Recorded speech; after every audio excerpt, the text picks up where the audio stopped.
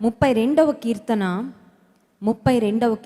7-8 వచనాలు చదువుకుందాం. ఈ దినము కొరకు దేవుడు మనకిస్తున్న మనల్ని ధైర్యపరిచే ఆదరణతో నింపే దేవుని వాగ్దానం. 32వ కీర్తన 7-8 వచనాలు. నా దాగుచోటు నీవే, శ్రమలో నుండి నీవు నన్ను రక్షించెదవు. శ్రమలో నుండి నీవు నన్ను రక్షించెదవు.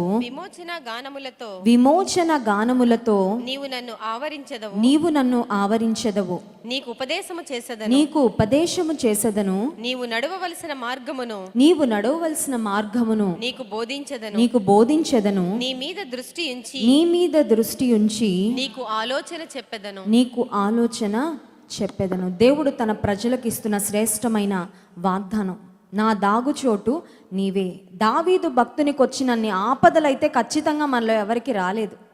దావీదు భక్తుని జీవితంలో చెప్పాలంటే కొన్ని సంవత్సరాల తరబడి, కొన్ని 10 సంవత్సరాలు ఒక ట్రబుల్ తర్వాత ఒక ట్రబుల్, ఒక కష్టం తర్వాత మరొక కష్టం, ఒక శత్రువు తర్వాత మరొక శత్రువు, ఒక ఆపద తర్వాత మరొక ఆపద, ఊపిరి తీసుకోలేనంతగా శత్రువులు దావీదును వెంటాడుతూ వచ్చారు. అలాంటి సమయంలో తన ప్రాణాన్ని కాపాడుకోవడానికి కొండలకు కోనలకు పరిగెడుతూ, రాత్రులు ఎక్కడుండేవాడో దావీదుకే తెలియదు, ఎక్కడ నిద్రపోయేవాడో తెలియదు, సరిగ్గా కంటికి నిండుగా కునుకు కూడా వచ్చేది కాదు. అటువంటి నిస్సహాయ పరిస్థితుల్లో దావీదు యొక్క అనుభవం ఏంటి, దావీదు దేవుని గురించి చెప్తున్న మాట ఏంటో ఈ రోజుల్లో కూడా కొంత కష్టం, ఇబ్బంది గుండా వెళ్తున్న మనకు దావీదు జీవితంలోని తన అనుభవము, తన మాటలు ఖచ్చితంగా మనకు ధైర్యాన్ని ఇస్తాయి. దావీదు చెప్తున్న మాటలు, నా దాగుచోటు నీవే, శ్రమలో నుండి నీవు నన్ను రక్షించెదవు. శ్రమలో నుండి, శ్రమ రాదు అని బైబిల్ చెప్పడం లేదు.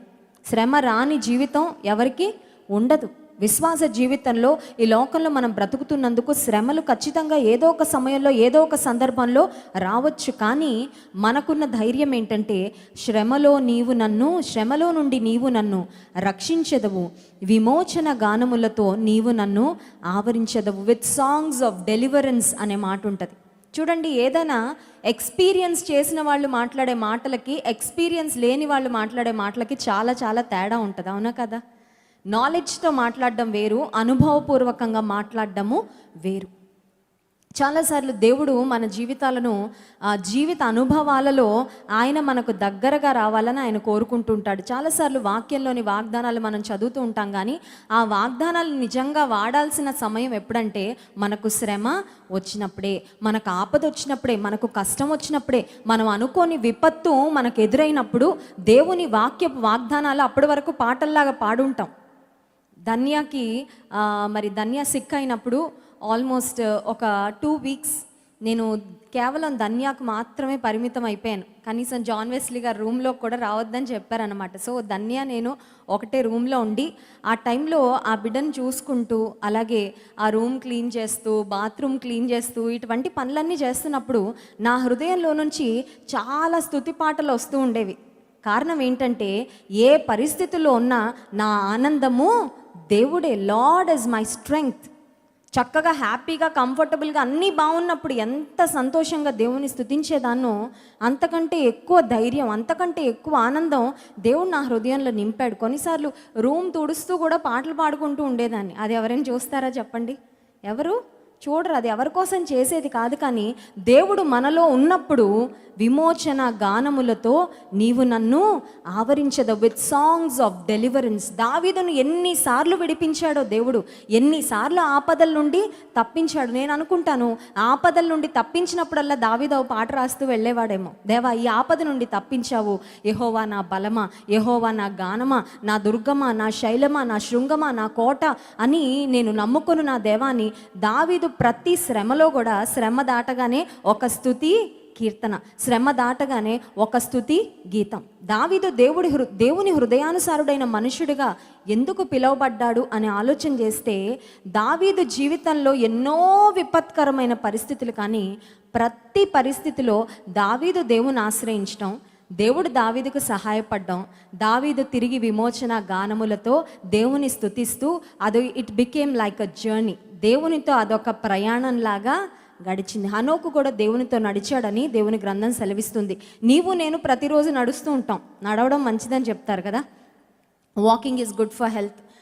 నేను కూడా జాబ్ చేస్తున్నప్పుడు వాళ్ళు చెప్పేవాళ్ళు, అవకాశం ఉన్నప్పుడల్లా లిఫ్ట్ వాడొద్దు, నడవండి. ఎందుకంటే నడిస్తే ఎంత బాగా నడిస్తే అది మన హార్ట్కి అంత మంచిది. మనం ఈ రోజుల్లో బయటకు వెళ్ళి నడవడానికి అంత అవకాశం ఉండడం లేదు, కానీ కనీసం ఇంట్లో మెట్లుంటే లిఫ్ట్ వాడకుండా మెట్లు ఎక్కితే మంచిది. ఎందుకంటే నేను ఒక హైదరాబాద్లో ఒక హాస్పిటల్కి వెళ్ళిన, మల్టీ స్పెషాలిటీ హాస్పిటల్కి వెళ్ళినప్పుడు అక్కడ బయట ఒకటి అంటించి పెట్టారనమాట, ఒక పోస్టర్. దాని మీద ఏమని ఉందంటే, మీరు నడిస్తే నేను మిమ్మల్ని నడిపిస్తూ ఉంటాను, నేను నడుస్తూ ఉంటానని గుండె చెప్తున్నట్టు.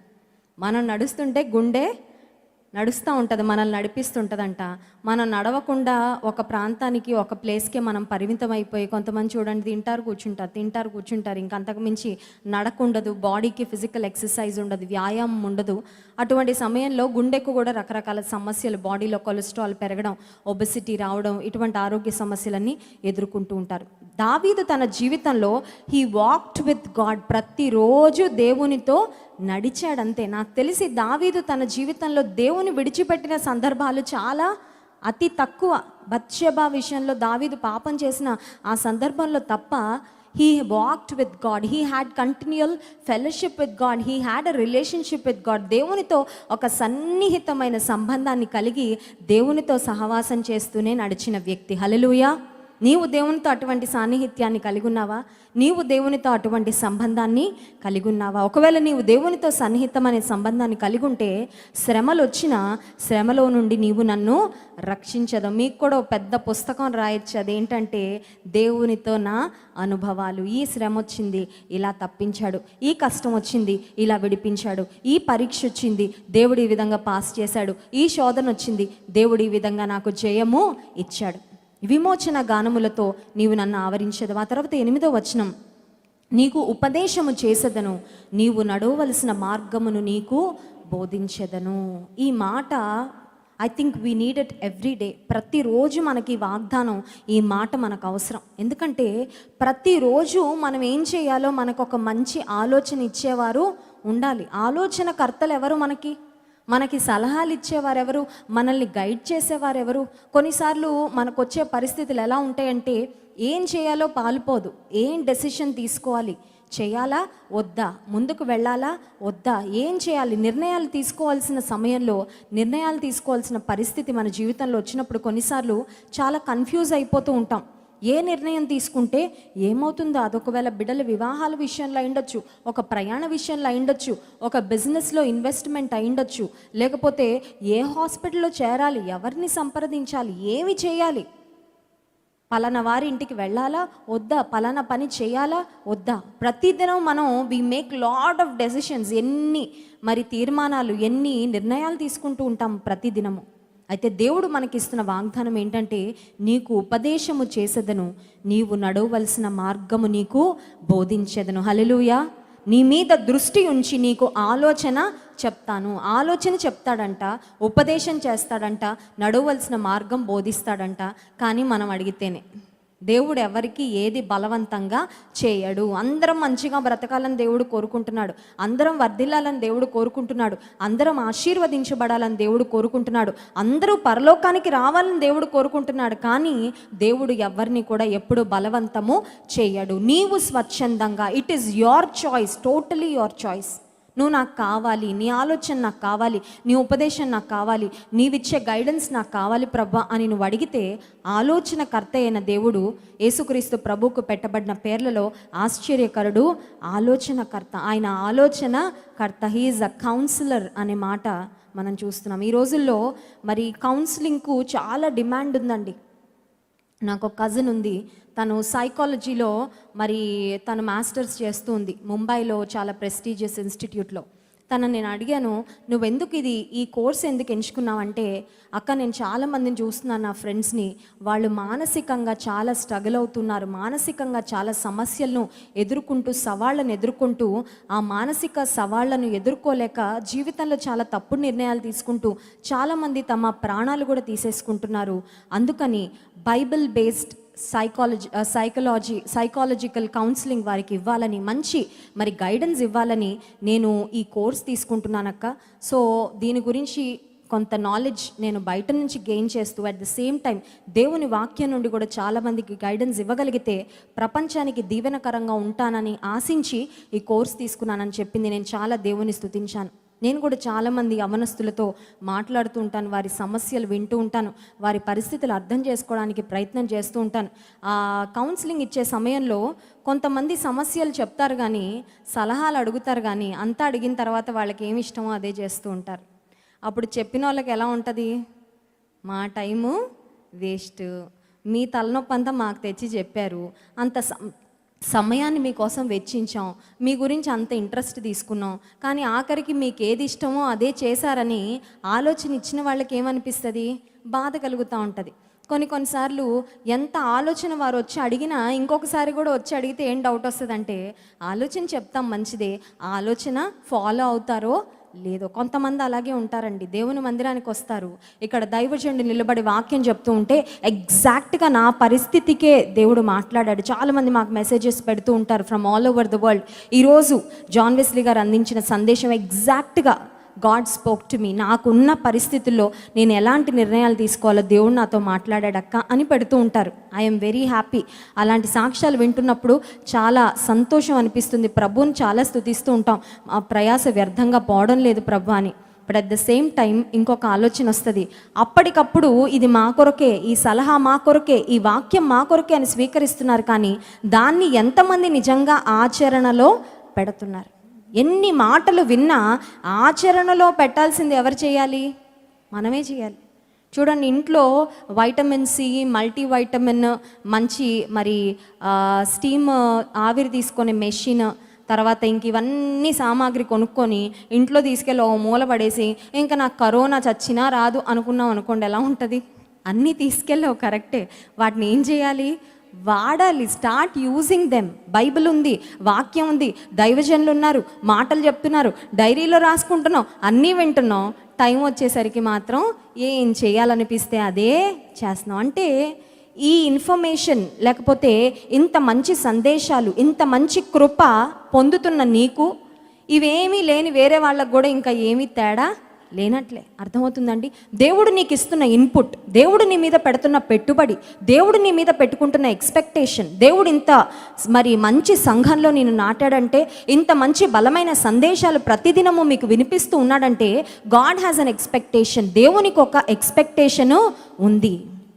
దేవుని ఎక్స్పెక్టేషన్స్కు మనం రీచ్ కాగలుగుతున్నామా? ఆయన ఏ ఆశలు పెట్టుకొని నన్ను రక్షించాడు, ఏమి ఆశించి నన్ను ఆయన ఏర్పాటు చేసుకున్నాడు, ఏమి ఆశించి దేవుడు నన్ను జీవం కలిగిన సంఘంలో నాటాడు, ఏమి ఆశించి ఒక్కొక్క రోజు నా జీవితంలో పొడిగిస్తున్నాడు, నీ ఆశను నేను ఖచ్చితంగా నెరవేర్చాలయ్యా. ప్రతిదినం నా జీవితంలో కొన్నిసార్లు నన్ను మోటివేట్ చేసేది ఏంటంటే, మరి పరిచర్యలో ministry is very very tiring.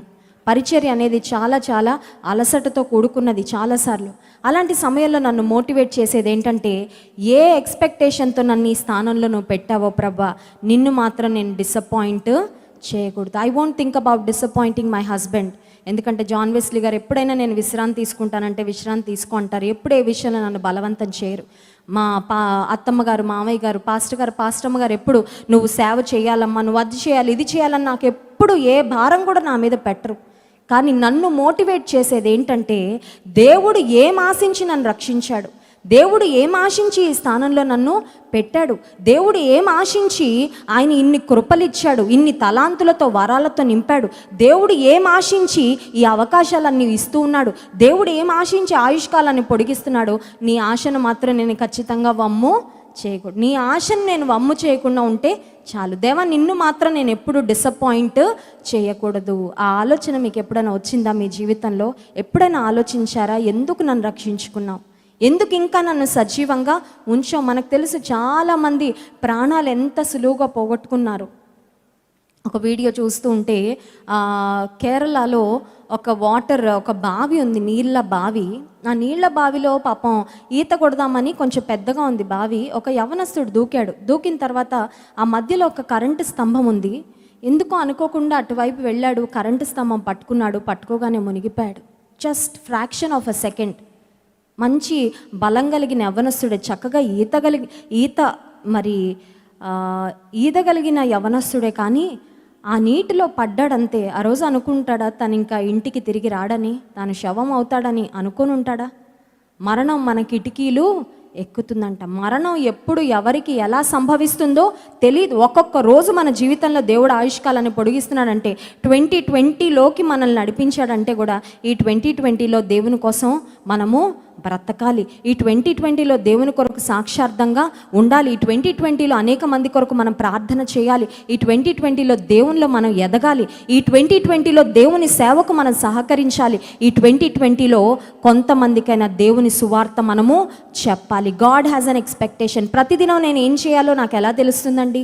ప్రతిదినం నేను ఏ అడుగు ముందుకు ఎలా వేయాలో నాకు ఎలా తెలుస్తుందంటే దేవుని వైపు చూస్తే చాలు. ప్రతిదినం ఉదయకాల సమయంలో ప్రేయింగ్ ఫర్ ద వరల్డ్ కార్యక్రమంలో మరి వాక్యం అందిస్తున్నారు దైవజనులు. కీర్తనల గ్రంథ ధ్యానాలు చేస్తున్నాం.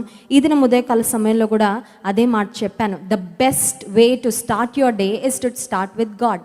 దేవునితో నీ దినాన్ని ప్రారంభించావంటే నీ దినానికి అంతకంటే గొప్ప ప్రారంభం ఇంకేమీ లేదు. చూడండి, నేడే గొప్ప ప్రారంభం అని ఒక స్పెషల్ వాయిస్లో అనౌన్స్మెంట్లు వినబడతా ఉంటాం కదండి. వినబడతా ఉంటాయి మనకు. పలానా షోరూమ్, పలానా బట్టల షోరూమ్, లేకపోతే పలానా వస్త్రాలయం, నేడే గొప్ప ప్రారంభం, పలానా సినిమా మరి యాక్ట్రెస్ వచ్చి ఆమె రిబ్బన్ కట్ చేస్తుంది అనగానే ఆమెను చూడడానికి కొంతమంది వెళ్ళడం, ఆ గొప్ప ప్రారంభం ఏంటో చూడడానికి వెళ్ళిపోతాం. గొప్ప ప్రారంభం వాళ్ళకి, ఎందుకంటే బోల్డ్ అని డబ్బులు వస్తాయి కదా, మనకి గొప్ప ప్రారంభం ఏమీ ఉండదు. నీ దినానికి గొప్ప ప్రారంభం ఏంటో తెలుసా? When you start your day with Jesus. Hallelujah. గొప్ప దేవునితో నీ దినాన్ని ప్రారంభిస్తే అదే నీ జీవితానికి గొప్ప ప్రారంభం. కనుక మరి మనకు ఉపదేశం చేస్తానని, మనకు ఆలోచన చెప్తానని వాగ్దానం చేసిన దేవుడు మన పక్షంగా ఉన్నాడు కనుక ప్రతిదినము ఆయనతో నడుద్దాం, ఆయనతో సహవాసం చేద్దాం.